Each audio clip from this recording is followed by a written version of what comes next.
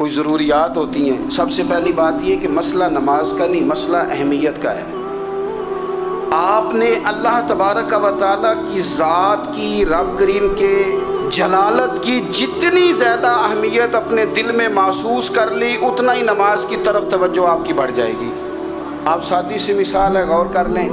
جتنا آپ اپنے استاد کو پروٹوکول دیتے ہیں، جتنی عزت کرتے ہیں، اتنا ہی وقت پہ آپ ان کے پاس پہنچ بھی جاتے ہیں. اگر آپ کے دل میں اہمیت نہیں ہے تو آپ ٹال دیں گے. اور جس استاد کی اہمیت ہے اس کے فون کی گھنٹی بجتے ہی فون بھی اٹھایا جائے گا، اور بات پوری مکمل بھی نہیں ہوگی تو کہا جائے گا جیسے آپ کہیں گے.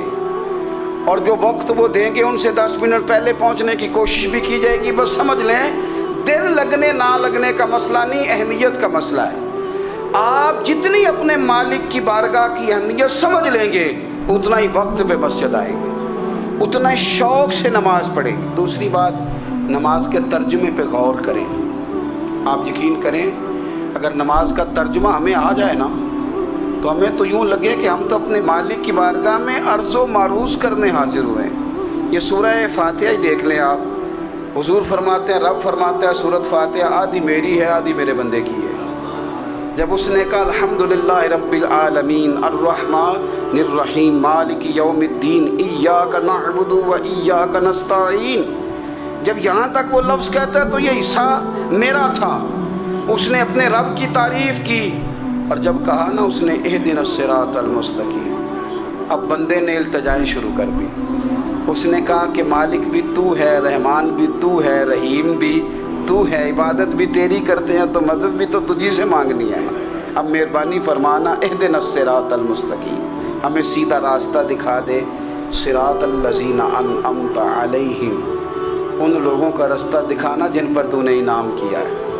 غیر المغضوب علیہم ولا الضالین، ان کے راستے پہ نہ چلانا جن پر تیرا غضب ہوا، جو گمراہ ہو گئے ان کے راستے. تو نماز میں جب ترجمے پر آپ کا غور ہوتا ہے تو آپ کا تو دل خود بخود لگ جاتا ہے، شوق بڑھ جاتا ہے آپ کا. تو اتنی چیزیں ہم زندگی میں یاد کرتے ہیں، تو اگر ترجمہ بھی نماز کا یاد کر لیں اور پھر شوق سے پڑھیں تو آپ یقین کریں طبیعت کھینچی چلی آئے گی. ہمارے یہاں کچھ لوگ نماز پڑھتے ہیں پر بڑی لاپرواہی سے پڑھتے ہیں، کبھی ادھر دیکھتے ہیں کبھی ادھر دیکھتے ہیں، کبھی بال سہلاتے ہیں. وہ میں نے دیکھا ہے سجدے جا رہے ہیں تو سیانے سیانے بندے کبھی کپڑے کو چھیڑ رہے ہیں کبھی جگہ کو چھیڑ رہے ہیں. میرے نبی کریم صلی اللہ تعالیٰ علیہ وسلم نے فرمایا ان لوگوں کا کیا حال ہے جو اپنی نماز میں نظریں آسمان کی طرف اٹھاتے ہیں.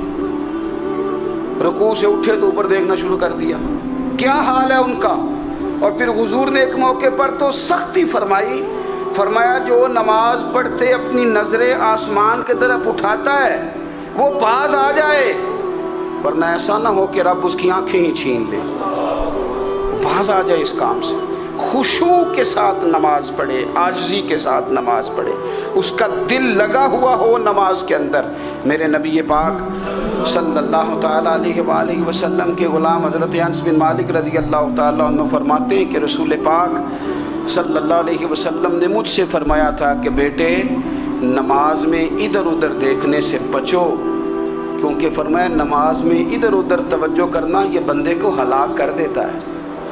ہلاکت ہے اس میں اگر تم نے ادھر ادھر توجہ ہوگی. نماز تم مالک کی بارگاہ میں کھڑے ہو اور تم دیکھ ادھر ادھر رہے ہو. تو ایک تو نماز عاجزی کے ساتھ. پھر فرمایا والذین ہم عن اللغو معرضون، وہ لوگ جو فضول باتوں سے، لغویات سے اپنا منہ پھیر لیتے ہیں، فضولیات سے. ہمارے ہاں نا بہت سارے لوگ ایسے ہیں جو بلا وجہ ان چیزوں میں دلچسپی لیتے ہیں جو ان کے مطلب کی نہیں ہے.